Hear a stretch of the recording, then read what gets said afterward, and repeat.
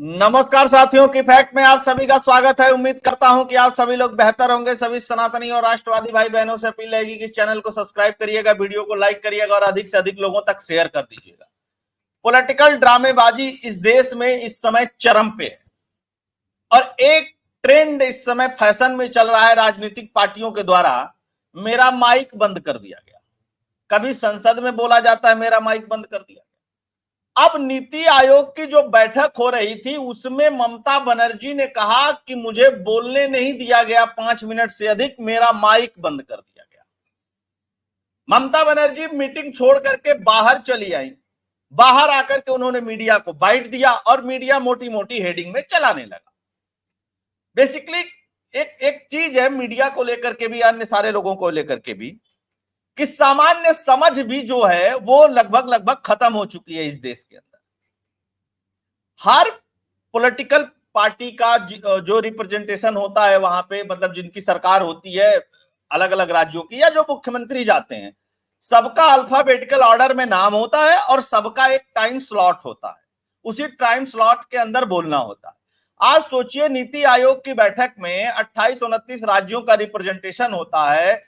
अगर सारे राज्य के मुख्यमंत्री आए, न भी आए तो भी सचिव लेवल के अधिकारी आते हैं या वहां के जो वित्त मंत्री होते हैं वो आते हैं।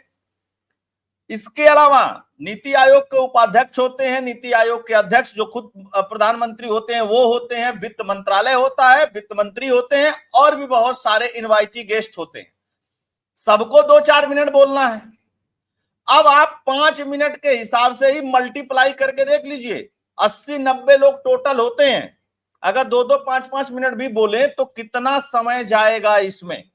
लेकिन ममता बनर्जी को नीति आयोग की मीटिंग में भाषण देना था। ऐसा ममता बनर्जी पहले कह चुकी थी, मैं जाऊंगी बजट के बारे में नीति आयोग की मीटिंग में बोलूंगी। रीजन जानते हैं क्या है? ममता बनर्जी ने नरेंद्र मोदी से समय मांगा था मीटिंग करने के लिए। नरेंद्र मोदी के ऑफिस ने सीधा सीधा मना कर दिया कि कोई बातचीत नहीं करेंगे। उसकी खुंदक थी ममता बनर्जी को, क्योंकि इस नीति आयोग की मीटिंग में पूरे विपक्ष के मुख्यमंत्रियों ने बाइकआउट किया था, सिर्फ ममता बनर्जी गई थी इस मीटिंग में।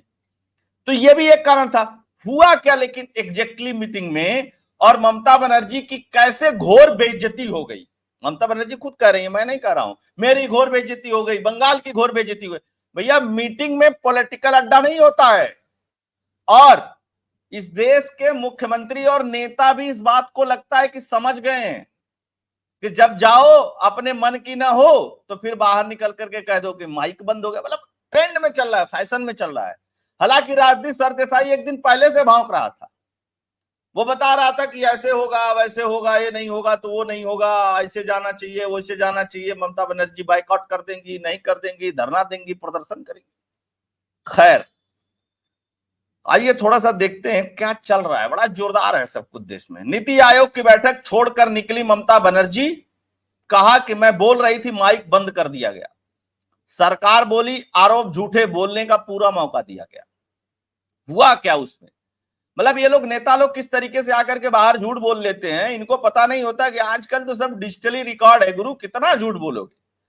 पश्चिम बंगाल की मुख्यमंत्री ममता बनर्जी दिल्ली में चल रही नीति आयोग की बैठक में को छोड़कर के बाहर निकल गई। नीति आयोग की नवी गवर्निंग काउंसिल की बैठक की अध्यक्षता पीएम मोदी कर रहे थे, जिसमें भाजपा और अन्य राज्य के मुख्यमंत्री थे। अब सोच लिए, भाजपा राज्य के मुख्यमंत्री कुल 14-15 मुख्यमंत्री अवेलेबल थे। अगर मुख्यमंत्री 5-5 मिनट बोले तो 100 मिनट के आसपास पहुंच जाएगा, और 100 मिनट का मतलब लगभग लगभग 1.5 घंटा होता है। अगर 4-5 घंटा लोग सिर्फ बातें ही अपनी बोलेंगे तो कंक्लूड कब होगा, उस मीटिंग का रिजल्ट कब निकलेगा, उस मीटिंग में एक्सपर्ट लोग क्या कहेंगे है? और मीटिंग शुरू नहीं हुई, 1 घंटा के अंदर सब कुछ हो गया ममता बनर्जी के साथ। मतलब कितना झूठ लोग बोलते हैं यार। ममता बनर्जी को रही ना, भाजपा के मुख्यमंत्रियों को 10-10, 20-20 मिनट बोलने के लिए दिया जा रहा था, हमको 5 मिनट दिया गया और फिर हमारा माइक बंद कर दिया गया। जबकि इस तरीके की कोई भी बात नहीं हुई थी। पीआईबी फैक्ट चेक में बातें निकल करके आ गई हैं। ममता ने बैठक का वॉकआउट किया, वजह बताते हुए कहा विपक्ष की ओर से बैठक में सिर्फ मैं शामिल हुई थी, भाजपा के मुख्यमंत्रियों को बोलने के लिए 10-20 मिनट का समय दिया गया, जबकि मुझे 5 मिनट मिले। जब मैं पश्चिम बंगाल के मुद्दे पे नहीं बोलना होता है ना, यह नीति आयोग की बैठक है।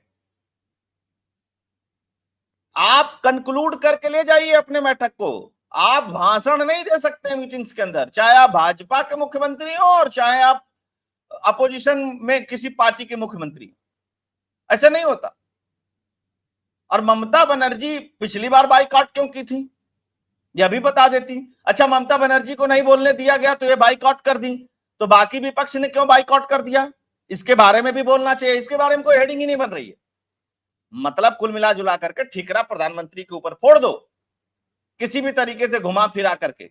अपनी नाकामियों को प्रधानमंत्री के सर पे डाल देने से बात नहीं चलेगी। इन मुख्यमंत्रियों को सीखना होगा, चाहे वो भाजपा शासित हो और चाहे वो अपोजिशन के किसी पार्टी द्वारा शासित हो। खैर, तब मेरा माइक बंद कर दिया गया, मुझे पूरी बात नहीं रखने दी गई। क्या राज्य के मुद्दों को रखना गलत है? सिंपैथी कार्ड, बंगाल की बेइज्जती होगी, बंगाल की बेइज्जती होगी। अरे बाप रे बाप। इधर सरकार ने पश्चिम बंगाल के सीएम के इन आरोपों को झूठा बताया है। पीआईबी फैक्ट चेक ने लिखा है कि ममता को बोलने का पूरा मौका दिया गया।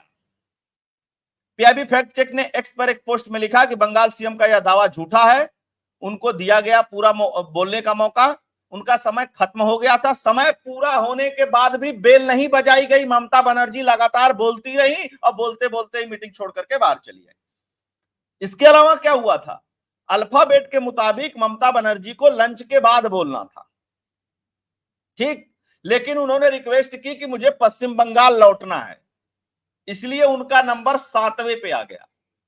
अब ये 7वें नंबर पे थे, इससे मतलब इनसे पहले 6 लोग बोल चुके थे, जिसमें एक लोग एजेंडा रखे, ठीक, उसके बाद आयोग के उपाध्यक्ष बोल लिए, 2 तो ये निकाल दीजिए, और तीसरी ये 4 लोग ही सिर्फ बोले थे। तब तक ममता बनर्जी को लग गया कि इनको समय नहीं दिया गया, सबको ज्यादा समय दे दिया गया, यह कर दिया गया, वह कर दिया गया, दिस दैट। बेसिकली इन नेताओं को सिर्फ अपनी पॉलिटिक्स से मतलब है, अपने प्रदेश की जनता से कोई मतलब नहीं है, कोई सरोकार नहीं है कि इनके प्रदेश की जनता को फाइनेंस मिले, इनके प्रदेश की जनता को बेहतरी हो, इनके प्रदेश की जनता को अधिक से अधिक लाभ मिले। अगर इतनी चिंता होती तो ये बता दीजिए कि पंजाब का मुख्यमंत्री क्यों नहीं गया, क्यों नहीं गया भाई? सीधे बाइकआउट क्यों कर दिया गया? जवाब है इसके पास, किसी के पास इसका नहीं जवाब है। लेकिन मीडिया इस पे कोई डिबेट ही नहीं कर रहा है, मीडिया इस पे कोई बात ही नहीं कर रहा। फैशन वाला है माइक बंद, अरे अच्छा हाँ यार, राहुल गांधी का माइक बंद हो जाता है? इंडिया ब्लॉक के राज्यों के मुख्यमंत्रियों ने मीटिंग से बाइकआउट किया। किन्होंने किया? स्टालिन नहीं गए, सिद्धिरमैया नहीं गए, रेवंत रेड्डी नहीं गए, सुखविंदर सुक्खू नहीं गए, पी विजयन केरल के नहीं गए, हेमंत झारखंड के नहीं गए, भगवंत मान पंजाब के नहीं गए, अरविंद केजरीवाल नई दिल्ली के नहीं गए। अरे ले दे करके इतने ही तो हैं।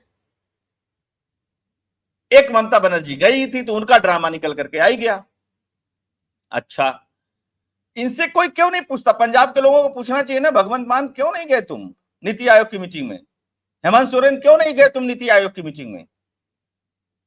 इसीलिए नहीं गए ना कि मोदी पसंद नहीं है। यह तो कोई पॉलिटिकल मीटिंग तो थी नहीं, ऑल पार्टी मीटिंग तो है नहीं, ये तो नीति आयोग की मीटिंग है। फिर क्या कह रही है ममता बनर्जी, उसको बताऊंगा। ममता ने कहा कि नीति आयोग को खत्म कर दो, योजना आयोग को ले आओ। सुभाष चंद्र बोस का ये आइडिया था, उनका आइडिया था, इनका। सुभाष चंद्र बोस को कितना मानती ममता बनर्जी, यह भी तो एक बहुत बड़ा सवाल है। और सुभाष चंद्र बोस के साथ शिक्षा लेदर करने वालों के साथ तो इंडिया अलायंस बना करके चुनाव लड़ रहे हैं ये लोग माहौल बना रहे हैं। सुभाष चंद्र बोस को इतना मानती है तो 2 लाइन नेहरू पे बोल दीजिए, सुभाष चंद्र बोस को लेकर के नेहरू की क्या आइडियोलॉजी थी। और उसी कांग्रेस के साथ जिंदगी भर उसी कांग्रेस की नेता रही, उसी कांग्रेस से बाहर अब आई हैं ये ममता बनर्जी। अरे सुभाष चंद्र बोस जी पे भाषण दे रही हैं, और सबसे बड़ी बात है प्रमुखता से भाषण छप भी रहा है।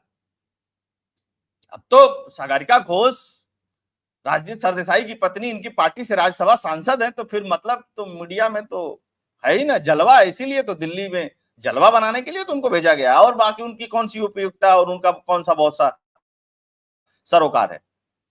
उन्होंने कहा कि ये सरकार की लड़ाई जो चल रही है, ये सरकार गिर जाएगी। मुंगेरी लाल के हसीन से अपने विपक्ष देख रहा है सरकार गिर जाएगी। ममता बनर्जी सरकार गिराएंगी कि राहुल गांधी 99 सीट वाला, ये 30 सीट वाला, 99 सीट वाला, 240 सीट वालों को रोज धमकी देते सरकार गिर जाएगी। गजब वाले भाई, कैसे गिर जाएगी भैया? तुम लोग तो कहते थे सरकार बनेगी नहीं, 240 आई तो कहे अब होगा नहीं। ये दिक्कत है, बेसिक दिक्कत है। प्रदेश के लोगों को समझना पड़ेगा कि जहां आपके फायदे की चीज होने वाली थी, जहां आपके फायदे की बात होने वाली थी, आपने जिनको मुख्यमंत्री बनाया हुआ है वो आपके बारे में कितना सोचते हैं और कितना काम करते हैं। फिर क्या हुआ? अब देखिए 15 तो इनवाइटी गेस्ट हैं, हालांकि सारे नहीं होते हैं, लेकिन 2 4 5 7 तो जाते ही जाते हैं। ललन सिंह, चिराग पासवान वगैरह भी इसमें हैं। इसके अलावा विशेष आमंत्रित सदस्य होते हैं। फिर सारे राज्यों के मुख्यमंत्री, उनके सचिव साहब, अब सब 2-2 4-4 मिनट बोलेंगे तो कितनी बड़ी मीटिंग होगी, आप इसका अंदाजा लगा सकते हैं। लेकिन नहीं, ममता बनर्जी को 1 घंटा दीजिए। ममता बनर्जी नीति आयोग की बैठक में बोलेंगी 1 घंटा, क्योंकि उनको कोलकाता जाना है, तो उनका ऑर्डर भी चेंज कर दीजिए, उनको पहले बोलने का मौका दीजिए। और ममता बनर्जी अपना बोलेंगी पहले और भाषण देंगी, पूरा एकदम जबरदस्त वाला, जोरदार वाला, पॉलिटिकल। और भाषण नहीं देने के लिए समय मिलेगा तो कहेंगे कि मेरा माइक बंद कर दिया गया। अब आप सोचिए कि ममता बनर्जी की बेइज्जती हुई कि ममता बनर्जी ने खुद बंगाल के लोगों के वोट की बेइज्जती की है, जिस वोट से ममता बनर्जी बंगाल की मुख्यमंत्री बनी है। जानते हैं समस्या क्या है? समस्या फिर से बता देता हूं। इनका फंड रोका गया है क्योंकि इन्होंने ऑडिट करके रिपोर्ट नहीं जमा की है। यह उसके लिए प्रधानमंत्री नरेंद्र मोदी से मिलने वाली थी। प्रधानमंत्री नरेंद्र मोदी इनसे मिले नहीं, साफ साफ मना कर दिया, जब तक रिपोर्ट नहीं तब तक फंड नहीं। इसलिए ममता बनर्जी को कुछ न कुछ बवाल काटना था, वही बवाल ममता बनर्जी काट के गई है। इन लोगों को लगता है कि इस तरीके से बवाल काटने से सारा ठिकरा, प्रधानमंत्री पैसा नहीं दे रहे हैं, प्रधानमंत्री मीटिंग में बोलने नहीं दे रहे हैं, प्रधानमंत्री, तुम लोग काय के लिए मुख्यमंत्री बने हो? पश्चिम बंगाल की स्थिति जो आज के डेट में है वो सबको पता है। पंजाब की जो स्थिति है फाइनेंस को लेकर के, वो सबको पता है। लेकिन जानते हैं क्या है?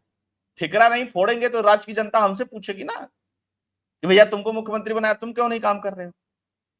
अब इस सिचुएशन में आप खुद अंदाजा लगाइएगा कि जो भारत के अंदर हो रहा है राजनीतिक रूप से, यह कब तक चलेगा और इस पे कब लगाम लगेगी और इस पे कौन लगाम लगाएगा। आप सभी लोग जुड़े, बहुत बहुत धन्यवाद। अगर आपको एनालिसिस और फैक्ट पसंद आया होगा तो चैनल के लिए कंट्रीब्यूट करिएगा। फोन पे, पेटीएम का नंबर स्क्रीन पे दिया हुआ है। साथ के साथ आप अधिक से अधिक लोगों तक इसको शेयर कर दीजिएगा, लाइक करिएगा, चैनल को सब्सक्राइब करिएगा। जय हिंद, जय भारत,